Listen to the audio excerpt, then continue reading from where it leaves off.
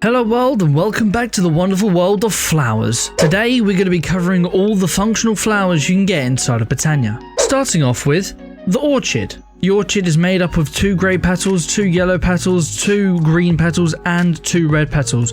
Obviously, is the way you make with any other flower. You've got to take a bucket of water in your apothecary, throw all of your flowers in, then throw a seed in to complete the craft. The function of the orchid is to turn all stone in an 11 by 11 by 7 area into an ore. So here we've just got it on a small scale. Here we've got our orchid, we've got our pool of everlasting mana. This is just a creative mana pool. If we take our wand of the forest here and set it to bind mode, which it is by default, and bind this, it will change all the ores in an area rather quickly. Now it's probably doing it this fast because it's got creative mana, so don't maybe expect it to go this fast in vanilla or in survival, but I really don't know. But now that I've shown you off one flower, before we get into the rest of the functional flowers, I want to show you something else. That being floating flowers. As you see here, we have a floating orchid. But how do we get this? First, we're going to need to take some grass and throw it in a pool of mana to get ourselves a pasture seed, as you see here. A pasture seed and any type of glimmering flower. To get a glimmering flower, you've got to take any mystical flower and then give it to glowstone dusk, and that will make it glimmering. Next, you just have 1 dirt, 1 pasture seed and 1 glimmering flower to make a floating flower. This floating flower, it does not matter the color, we are just using orange here. Then you take any floating flower and attach it to your specific functional flower, in this case the orchid, and this will give you the floating orchid in this case. Now floating flowers can be a little bit interesting. For one, if I place this here, we'll probably hear a lot of spam. There you go, it's placing a little bit of stone that's underneath. Now I'm just going to read from the book here. It says in here a little bit about glimmering flowers, and it says obviously glimmering flowers can actually give you the same level light as a glowstone block, but then this can also be changed into a floating flower, as you see here. Crafting a floating flower with a functional or generating flower will plant the latter on the former, yielding the looks and properties of the floating flower and the effects of the other flower, all rolled into one tiny little island.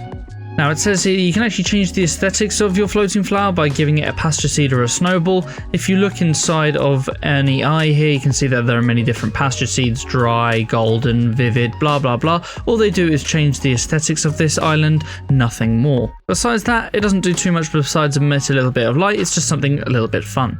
Moving on to some more actual functional flowers now, starting with the Agricarnation or Agricarnation. I'm going to get these all wrong. Well, this is going to be created with 2 lime petals, 1 green petal, 1 yellow petal, a rune of the spring, and a redstone root.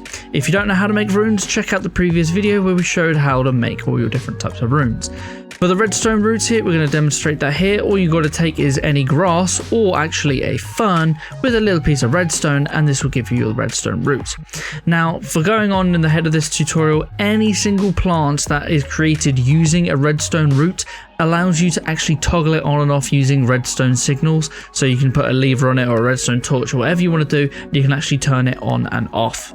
Now, how does the Agricarnation work? The Agricarnation actually grows crops faster. It basically ups the tick rate of your crops or gives it a little bit of a bone meal effect. Now, this works in an 11 by 11 by 7 area.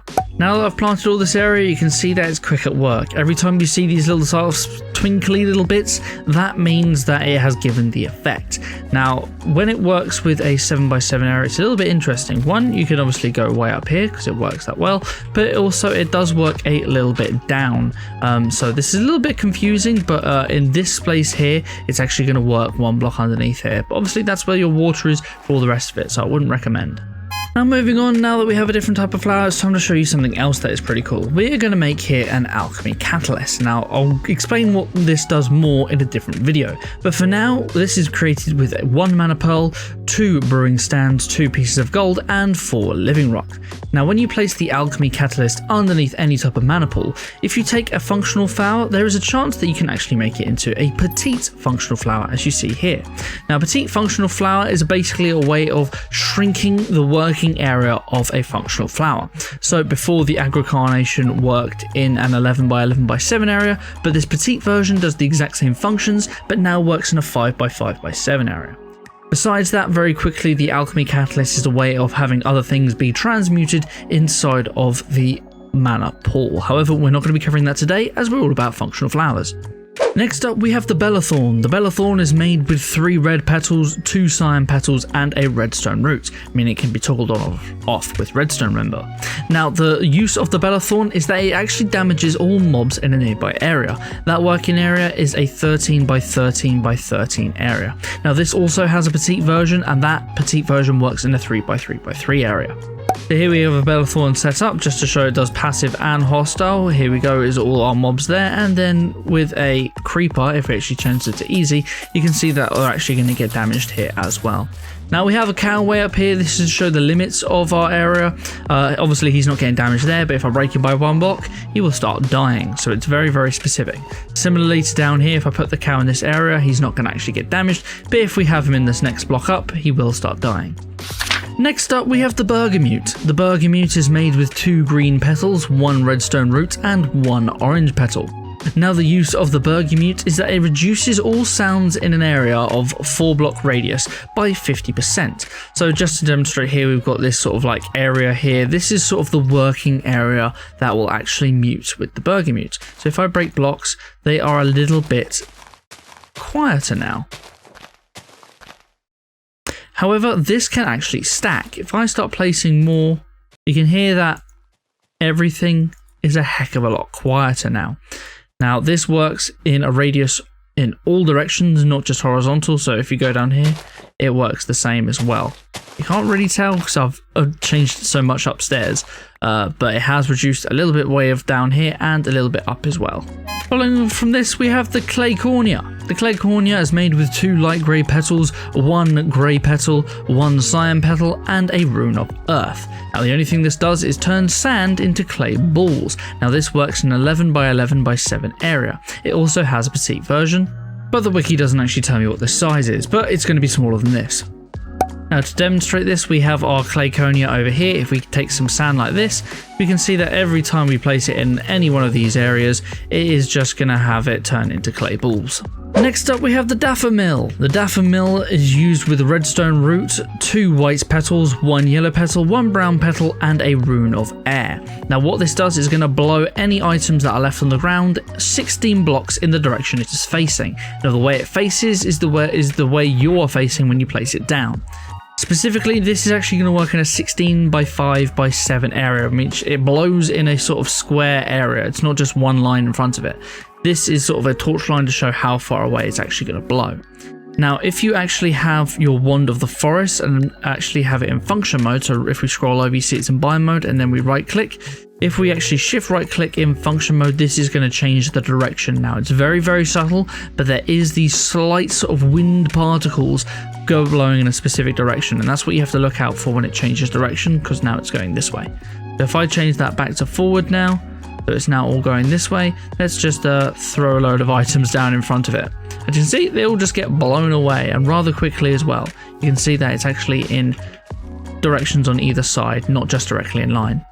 Moving on now, we have the Dreadthrone. The Dreadthrone is made with 3 black petals, 2 cyan petals, and a redstone root.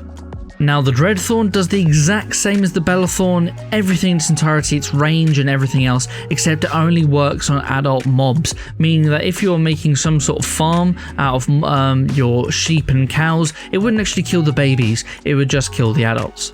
Moving on, we have the Exoflame. The Exoflame is made with 2 red petals, 1 grey petal, 1 light grey petal, 1 rune of fire, and 1 rune of summer. Now, what this does is that it's going to start all furnaces in an 11 by 11 by 5 area without any fuel. Now, there has to be something to burn inside of it first. It also gives a slight boost in output, meaning it just actually smelts things a little bit faster as well. So here we've got a load of furnaces here in all different directions, and I have already smelted them, but inside you see that it's smelted all these stacks right here. Now, the end one, it hasn't actually smelted, but if we throw this in here now, you can see that it's instantly turned on. This is what I mean here. So if we actually switch these around, and this doesn't work the way I thought it would, we can start turning all of these on just like so. It's very, very powerful. Next up we have the Fallen Kanade. This is made with 2 white petals, 2 yellow petals, 1 orange petal and a rune of spring. This is basically a flower that gives you regen when you are nearby. This works in a 5x5x5 area, and as you can see here I've got regeneration 3 and it just keeps coming up and up when I'm obviously in the area. It works underneath it and it works on top of it. Next up we have the Hopperhock. The Hopperhock is made with 2 grey petals, 2 light grey petals, a redstone root and a rune of air, and what it simply does is it picks up items that are thrown on the ground nearby it and put it in an adjacent chest. Now the interesting thing about the Hopperhock is it actually works without the need of a mana pool. Now if you have it unpowered, its default area is going to work in a 13x13x13 area. However, if you do power it with a mana pool, because you can still do that, it's going to be increased to a size of 21x21x21. Now the Hopperhock also has a petite version, and again it has an unpowered and powered version. The petite version powered is 5x5x5 and the unpowered is 3x3x3. As you see here, I've got 2 different chests here. One actually has an item frame on it that has stone. Now the thing is with the Hopperhock is that you can actually set sort of a whitelist with it. So if we get ourselves a load of stone here and we just throw it on the ground in the area, it's going to pick it all up, but it won't be random which chest it chooses to put it in. Because of this item frame, it's chosen to put it in here and not in this one. If that didn't exist, then it might be just a little bit random which one it would actually put it in, because they're both adjacent to it. But at this time it has actually chosen it this one, but that's because there's already some in it. If I do it one more time, let's see if it will change to the left hand side. No, it hasn't. That's very interesting, but it has got the choice. Now there is a reason that you have these item framed sort of filters here. Now if we take our Wand of the Forest, there is something else that you can actually do with the Hopperhock. If you hover over it, you can see it says pick up any item. This means obviously that it's going to pick up any item that you so want. Here we've got pick up stone, and then if we wanted to, let's actually just throw in a lot of grass as well. Now right off the bat you would think that just because this item frame is on here, and as I said it can do whitelist, it would stop things from going in here, but that is simply not the case. First you actually have to change this. Pick up only items that are in the frame. Now this is a little bit confusing. It won't change the Hopperhock to only pick up items that are in the frame. It will still pick up everything, but this is how you activate the whitelist. So if we now throw down a load of stone, that is first going to pick all of that up and it's going to put it in the chest with the item frame. Now if we throw down a load of grass blocks, it will still pick it up, but it's not actually going to put it in the one that has the frames. It's going to put it in the other one. That is how you activate the whitelist. It will still pick up everything, but it's just going to put it in an assigned place. If it's not labeled, it will put it in the next available place. Now it does have one more mode as well. If we hold shift and right click again, it says only pick up items that are not in the frame. Now this is a blacklist version. So if we throw our stone down, it's going to pick up the stone again, but this time it won't put it inside of our frame chest. It's now going to put it on the left, as you see here. And if we put down our grass block, instead of putting it on the left, it's now going to put it on the right. That's because we've got it as a blacklist. Next up we have the Hyacidus. The Hyacidus is made with 2 purple petals, 2 magenta petals, 1 green petal, a rune of water, a rune of autumn, and a redstone root. Now what this is going to do is actually poison all mobs down to a 1 hit. This works in a 13x13x13 area. So here we've got a sheep in a pen. As you can see, if I place more sheep down, they will start getting damaged, but they will never actually die. They will only get to the point where they're half a heart and obviously 1 punch. Next up, this is a very good flower that can actually give you a little bit more advancement and less needed for farms. This is the Jaded Amaranthus. The Jaded Amaranthus is used with 1 green petal, 1 purple petal, 1 lime petal, 1 redstone root, and 1 rune of spring. Now what this is simply going to do is generate mystical flowers, and it's going to do it in a 9x9x8 area. So here I've had it running for a little bit of time now, and it's just generated all these flowers. If we start breaking a few more are just going to start popping up out of nowhere. Obviously this drains mana, as does every single type of flower here, but it will just start growing more flowers over time. Next up we have the Jiyuulia, something like that. This is made with 2 pink petals, 1 purple petal, 1 light grey petal, a rune of water, and a rune of air. And what this is going to do is essentially give you some sort of force field, and it's going to repel blocks in an 8 block radius. So if I place a creeper right here, you can see that he starts floating away up to 8 blocks. That is because this flower is going to be propelling him in a certain direction, pretty much the fastest direction that is out the way of this flower. Now, if I go into survival mode here, these guys are going to sort of aggro on me, but they won't be able to get any closer. You can see here, they're trying to get to me, but they just cannot. Moving on to the next section, we haven't got too many more flowers left to go. Next up, we have the Marimorphosis. The Marimorphosis is made with 1 grey petal, 1 yellow petal, 1 green petal, 1 red petal, 1 redstone root, 1 rune of earth, and 1 rune of fire. The purpose of the Marimorphosis is very similar to our Orechid, but instead of actually turning things into ores, it's going to turn it into the decorative Botania blocks. This works by default in a 17 by 17 by 11 area, and it has a petite version as well that works in a 5 by 5 by 3 area. This here is obviously not a petite version, but we are going to be actually powering this up as normal. And there we go, straight away, as soon as we place down our mana portal, it turns all the stone into the decorative blocks. Medumone is up next. This is made with 2 brown petals, 2 grey petals, 1 rune of earth, and 1 redstone root. Now, what this is going to do is actually slow all mobs in an area in a 13 by 13 by 13 area. But slow is a little bit of an understatement. It's going to slow them so much that the mobs actually just stop, as you see here. If I go back into survival mode here, this guy will actually see me and try to get to me, but he just cannot. And if we actually place our creeper over here, he's going to start chasing me, but as I run into this area, he's eventually just going to be completely stopped in place. And that is obviously the cap over there in 13 by 13 by 13 area.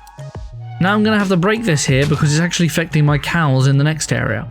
The next flower we're going to be covering is the Pollidisiac. The Pollidisiac is made with 2 redstone petals, 2 pink petals, 1 orange petal, a rune of lust, and a rune of fire. Now the way this works, it is going to feed any animals within the 13 by 13 by 13 area, and it's going to cause them to breed. However, they obviously need to be given a food that allows them to breed first. So we must get a little bit of wheat since we're dealing with cows, and we just throw this wheat on the floor, and the flower will take care of the rest. It will just automatically feed all of these animals. This next flower is a little bit interesting. It's the Rannuncarpus, or the Rannuncarpus. It is made with 2 orange petals, 1 yellow petal, the rune of earth, and a redstone root. Now what this is going to do is actually pick up any dropped blocks that are on the floor and actually place it nearby. By default, it works in a 17 by 17 by 13 area when it has a mana pool near it. However, without the mana pool, it can also be powered. It can also function without a mana pool, and that works in a 13 by 13 by 13 area. There is a petite version of this, and there has a powered and unpowered version. Powered, it's got 7 by 7 by 5 area, and unpowered, it's 5 by 5 by 5. Now the way this works is a little bit different. When you hold your wand of the forest over it, you see that it says stone. Underneath, not the dirt block, underneath it is a block you can place. Now this block here is essentially going to be the whitelist of what you want your blocks to actually place on. So here we've got a stone, and I've placed this stone down here. So if I start throwing a load of blocks on here, every single stone that hasn't got a place to put anything, there you go, it starts placing all of this stuff on the stone. It's a way you could probably make some sort of pattern on the floor maybe, and it would just auto build. I don't really understand why you would need something like this, but it's something cool you could do. Now I can change this to any type of block that I want. If I change this to dirt, and I had these as now being dirt blocks like this, not grass blocks, actual dirt blocks, a similar thing will happen. Obviously it will just place on dirt, just like so. Now you can also change the function of this. If we change this to function mode, it says match block only. I don't really understand how this works, but it says match exact states and match block only. So it's got something to do with the block that's underneath here. So I believe it's the state of the block. It might be maybe a redstone lamp giving off a certain amount of light level. I don't know. This next flower is very good for when you're walking around your base. This is the Solegnolia. That one. It's crafted using 2 brown petals, 1 red petal, 1 blue petal, and a redstone root. Now what this does is disable the effects of your ring of magnetization, and this works in a 5 block radius of the flower. It also has a petite version which reduces this to 1 block. Now we haven't covered the ring of magnetization yet, but we're going to be covering those in a separate episode. However, for now we're just going to show it that the ring of magnetization is basically it's going to make blocks follow you as it would with any other type of mod. So if we get out of the area to begin with and we just throw this down, we can see that these are actually going to start following us if we actually turn it on first, as you see like that.